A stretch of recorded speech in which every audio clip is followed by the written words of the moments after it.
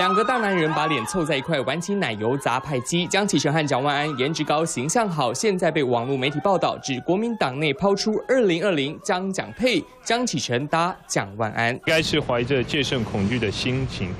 而且我认为现在这个时机讨论总统、副总人选事实上并不恰当。那你自己会有规划吗？我不做评论。讲到2020，蒋万安一脸严肃，但他形象帅气，搭配有猛男立委称号的江启臣，摆脱蓝营老扣的形象。江启臣海龙蛙兵退伍，军旅照就是肌肉猛男。他跟蒋万安不仅形象匹配，党内默契更是十足。为空气而战。从问政到抗议，两人时常合作，江蒋配成为蓝营新选择。但酱缸文化重，新人要出头，就怕在初选阶段，江就夭折了。那几个方案大家也都知道，包括全民调，包括很多相关机制。